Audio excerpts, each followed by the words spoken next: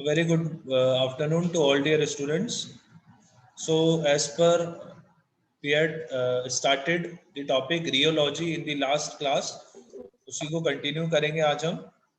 So just for a quick revision, rheo means to flow and logos is the science. So rheology is the study of the flow and deformation of the matter under stress. Last class में हमने definition देखी rheology की. Then importance and fundamentals of studying the rheology. जितनी भी formulations हम बनाते हैं इन दी pharmaceutical plant या इन दी फार्मास्यूटिकल इंडस्ट्रीज, उसमें कहीं ना कहीं आप देखेंगे लिक्विड्स का एक बहुत मेजर रोल रहता है, specially in the formulation of emulsion, suspensions, है ना. टैबलेट कोटिंग की अगर हम बात करें, इंजेक्शंस की बात करें, डेटा पेरेंट्रल्स की बात करें, ठीक है, paste ointment, manufacturing of dosage form, इसमें हमने लास्ट क्लास में पढ़ा था Newton's law. That is, according to Newton's law, higher the viscosity of the liquid, the greater is the force per unit area required to produce a certain rate of shear. तो हमने types of flow में तीन flow मैंने आपको बताए थे. Newtonian flow होता है, ठीक, एग्जांपल्स में water, chloroform, castor oil and ethyl alcohol. फिर आता है विस्कोसिटी के बारे में हमने देखा था. Non Newtonian flow three types के होते हैं, plastic, pseudoplastic, dilatant. So plastic flow कौन सा होता है? In which the curve does not passes through the origin and the substance behave initially like a plastic body. फिर जैसे जैसे हम फोर्स अप्लाई करते हैं, स्ट्रेस अप्लाई करते हैं, तो एक यील्ड पॉइंट आता है और उस यील्ड पॉइंट के बाद ही फ्लो स्टार्ट होता है और उसके बाद वो लीनियर हो जाता है. इसमें हमने देखा था, मैंने आपको ग्राफ बताए थे, that is the graph for plastic flow. फिर स्यूडोप्लास्टिक फ्लो की इक्वेशन देखी थी. स्यूडोप्लास्टिक फ्लो में हमने कुछ एग्जांपल्स देखे थे, जैसे Trager condensed water shows pseudoplastic flow, sodium alginated water shows pseudoplastic flow. Similarly, methyl cellulose in water and sodium CMC in water.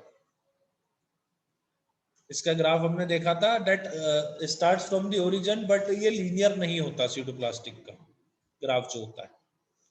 On the other hand, हमने फिर इसमें डायलेटेंट फ्लो के बारे में देखा था. डायलेटेंट फ्लो का जो ग्राफ होता है वो भी स्टार्ट होता है from the starting point, but it is also not linear. तो ये हमने सब लास्ट क्लास में पढ़ा था. आज हम बात करेंगे थिक्सोट्रॉपी की. So what the term thixotropy means. Thixotropy को कहा जाता है जेल सॉल्यूशन जेल या फिर solution gel solution. It is defined as isothermal and comparatively slow recovery on a standing of material of a consistency lost through shearing. It is shear thinning system. When agitated and kept aside, it is expected to return its original state of fluidity, but takes longer time to recover compared to the time taken for agitation. Thixotropic behavior जो होता है, that can be shown by both plastic and pseudoplastic system. मैं फिर से बता रहा हूँ, thixotropy क्या है? It's gel solution gel. Standing position में जेल रहेगा. जैसे ही आप उसमें फोर्स अप्लाई करोगे, शेक करोगे उसको, तो it will converted into a solution. उसके बाद वापस जब आप उसे रेस्टिंग उसमें रखोगे स्टेट में, तो वो वापस से जेल में कन्वर्ट हो जाएगा. और ये जो बिहेवियर होता है, it is shown by plastic and pseudoplastic system. So उसी चीज को मैं बता रहा हूँ. At rest on storage multi point contacts होते हैं. देयर इज हाई कंसिस्टेंसी या high viscosity gel state. Shear अगर हम अप्लाई करते हैं तो कॉन्टैक्ट जो होता है, जो मल्टी पॉइंट कॉन्टैक्ट होता है बिटवीन द मॉलिक्यूल्स, वो ब्रेक हो जाता है, कंसिस्टेंसी लो हो जाती है और विस्कोसिटी भी लो हो जाती है. So the gel will be converted to the solution. और वापस फिर जब आप इसको सेट असाइड रख दोगे, स्ट्रेस अप्लाई करना बंद कर दोगे, तो पार्टिकल्स के बीच में फिर से मल्टी पॉइंट कॉन्टैक्ट हो जाएगा, ठीक है, ड्यू टू ब्रोनियन मोशन, और वापस से वो जेल स्टेट में कन्वर्ट हो जाएगी. This is called thixotropy. Gel solution gel. So the rheogram of thixotropic materials depends on two things. पहला, rate at which shear increased or decreased, ठीक है, और दूसरा length of the time during which sample is subjected to any one rate of the shear.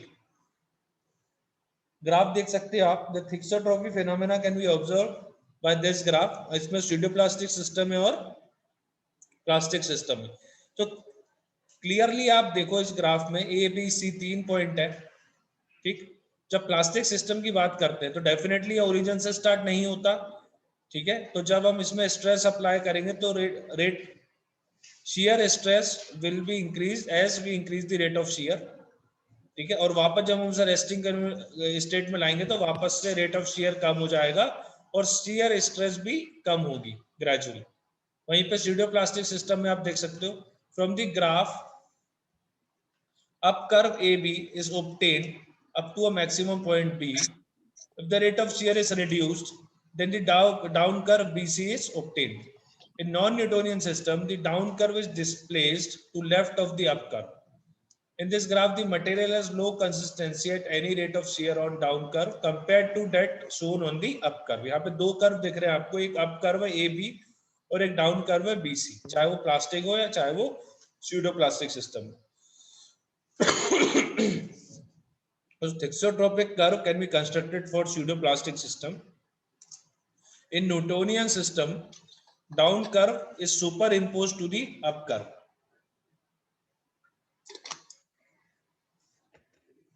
So इसके बाद आते हैं हम थिक्सोट्रोपी के बाद एक टर्म आता है एंटी थिक्सोट्रोपी, जिसे हम नेगेटिव भी होती है और ये पॉजिटिव भी होती है. So anti thixotropy represents an increase in consistency, it is high viscosity, rather decrease in consistency in the down curve. The increase in thickness or resistance to the flow with increased time of shear observed for magnesia magma. तो इसमें हमने example लिया है magnesia magma का. तो यहाँ पे हम ये देख सकते हैं कि एंटी थिक्सोट्रोपी एग्जैक्टली क्या है. It represents an increase in consistency, high viscosity, rather decrease in consistency in down curve. अगर हम मैग्नीशिया मैग्मा की बात करेंगे तो यहाँ पे एंटी थिक्सोट्रोपी जो कि नेगेटिव थिक्सोट्रोपी रिप्रेजेंट होगी. कैसे होगी? जैसे जैसे हम कंसिस्टेंसी को बढ़ाएंगे वैसे वैसे विस्कोसिटी बढ़ेगी, जबकि विस्कोसिटी कम होनी चाहिए. ठीक है, in the down curve. So the increase in thickness or resistance to flow with increased time of shear observed in magnesia magma. Anti-thixotropy is flocculated system containing load solid content that is 1 to 10 in percentage. और dilatancy system जो होता है ये deflocculated system के लिए होता है जिसमें solid का जो content होता है it is more than 50%. यहाँ पे आप देख सकते हो at rest individual particles, ठीक है, low viscosity रहेगी. On shear पार्टिकल्स कोलाइड होंगे, ठीक है, और large floccules in small number, viscosity बढ़ जाएगी. और असाइड वापस से जब हम सेट असाइड करेंगे तो कांटेक्ट ब्रेक होंगे और विस्कोसिटी फिर से कम हो जाएगी.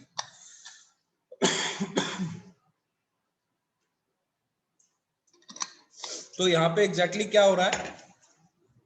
रेस्टिंग स्टेट में विस्कोसिटी कम है, जैसे ही हमने शेयर अप्लाई किया विस्कोसिटी बढ़ गई, और फिर वापस से जब हमने उसको रख दिया इन दी स्टेशनरी स्टेट तो वापस से उसकी विस्कोसिटी कम हो गई. इसको हम कह सकते हैं सॉल्यूशन जेल सॉल्यूशन. क्या कह सकते हैं? सॉल्यूशन, क्योंकि विस्कोसिटी कम है, शेयर में विस्कोसिटी बढ़ गई तो it will be converted into gel और फिर वापस से into solution. This called negative thixotropy या एंटी थिक्सोट्रोपी. आप इसमें देख सकते हो there are 3 curves which are shown, up curve and down curve. When magnesia magma was alternatively sheared at increasing and decreasing rate of shear, magma got thick continuously. Finally reached the equilibrium state in which further cycling of increasing and decreasing rate of shear no longer increasing consistency of material. Equilibrium state, whether gel was found when allowed to stand, material return to solution like property.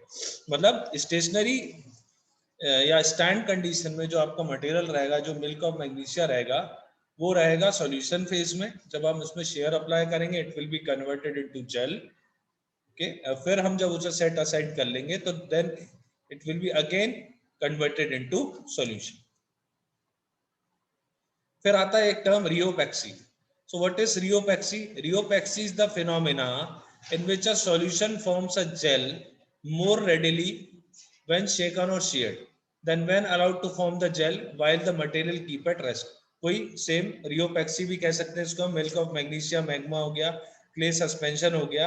In rheopactic system, the gel is in equilibrium state, and in anti-thixotropic system, the solution is in equilibrium state. That is only the difference between rheopexy and anti thixotropic system.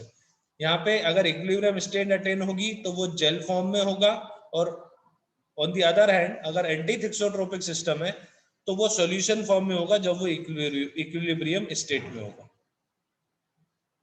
Measurement की बात करें, measurement of thixotropy, the most apparent characteristics of thixotropic system is hysteresis loop formed by up curve and down curves of the rheograms. The area of hysteresis loop has been used to measure the thixotropic breakdown and can be obtained by means of planimeter. So with plastic Bingham bodies जिसे हम कहते हैं, two approaches are used to estimate the degree of thixotropy. पहली approach है to determine the structural breakdown with time at constant rate of shear, और दूसरी approach है to determine the structural breakdown due to increase shear rate. यहाँ पे क्या कर रहे हैं, जो डिटरमाइन कर रहा है स्ट्रक्चरल ब्रेकडाउन को दोनों में, लेकिन यहाँ पे उसको कोरिलेट कर रहा है with time at the constant rate of shear, और यहाँ पे इंक्रीजिंग रेट ऑफ शियर। ठीक, मेजरमेंट ऑफ विस्कोसिटी पे आते हैं। तो सबसे पहले डिटर्मिनेशन ऑफ रियोलॉजी या flow properties. So you have to select a viscometer. ठीक, for an example single point viscometer, Ostwald viscometer आप सभी ने यूज किया होगा लैब में।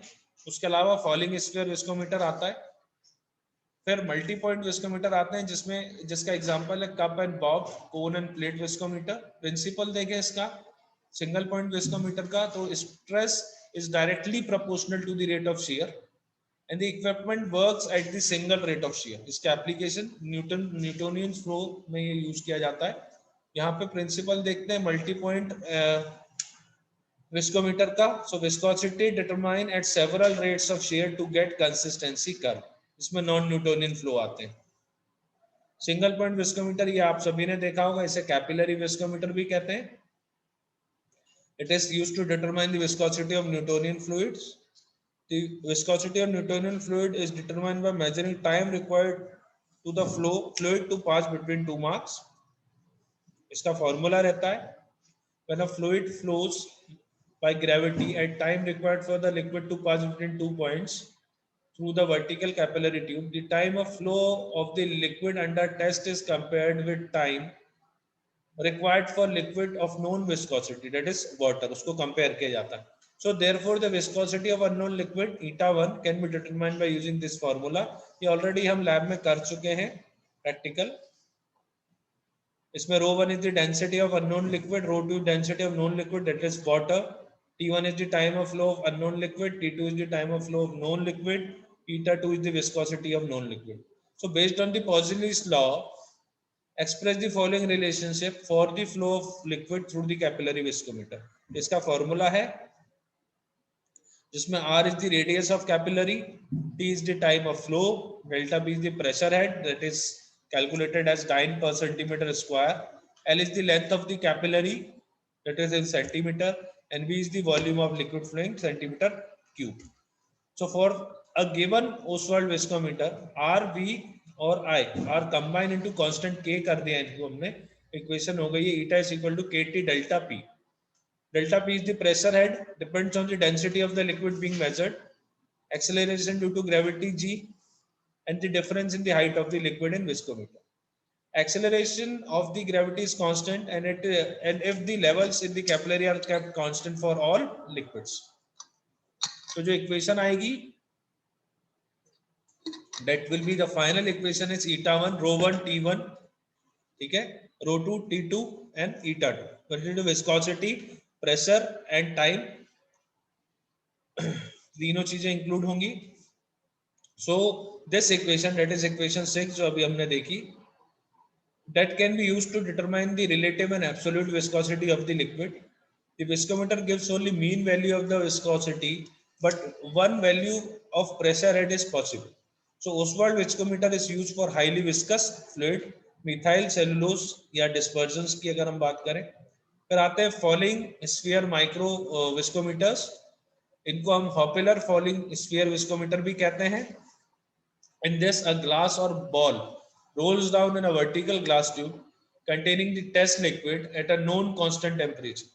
The rate at which the ball of particular density and diameter falls in inverse function of viscosity of sample. इसका construction देखो आप, glass tube is position vertically, constant temperature jacket with water circulation around the glass tube is there. ये आप diagram देख सकते हो, ये एक बेस है, इसमें स्टील बॉल है, ये जैकेट है, this is the sample tube जिसमें आपको सैंपल को रखना है। वर्किंग देखें, अ ग्लास और steel ball is dropped into the liquid and allowed to reach the equilibrium with temperature of the outer jacket. The tube with jacket is then inverted so that ball at the top of inner glass tube. The time taken by the ball to fall between two marks is measured. A repeated process for several times to get concurrent results.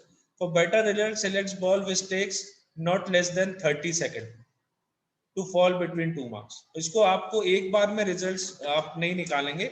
That has to be repeated several times ताकि आपको better results मिले. फिर आप equation देख सकते हो, T is the time in second for ball to fall between two marks. SB and SF is the specific gravity of ball and fluid under examination. And B is the constant for a particular ball. वो depend करेगा कि glass की ball है या steel की ball है. Then comes multi-point viscometers, जिसे हम रोटेशनल विस्कोमीटर भी कहते हैं. इसका सबसे अच्छा एग्जांपल है cup and Bob.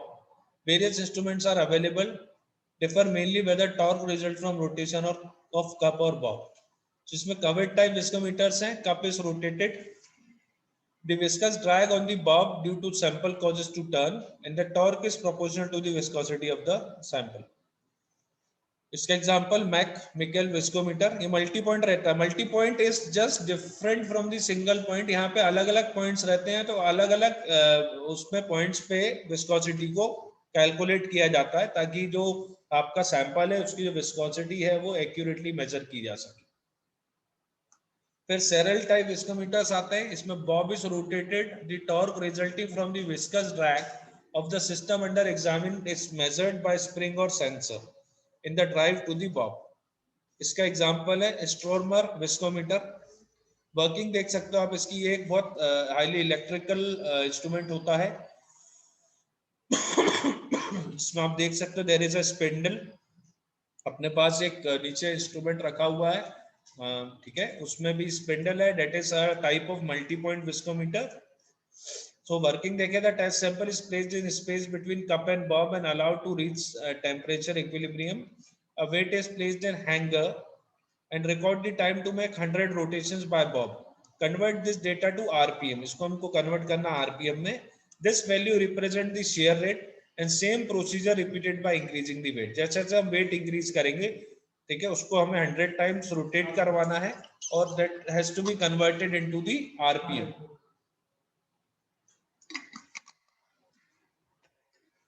So the plotted the rheogram RPM versus weight. The RPM values converted to actual rate of shear and weight converted into units of mass, shear mass. It is dyne per centimeter square by using appropriate constant. इसका mathematical treatment देखते हैं. So rotational viscometers के लिए ये जो relationship है, that can be expressed as eta AV W by V. V is the RPM generated by weight W in gram and kV is obtained by analyzing material of known viscosity in coils. Mainly water का use किया जा सकता है इसको. That is having the known viscosity.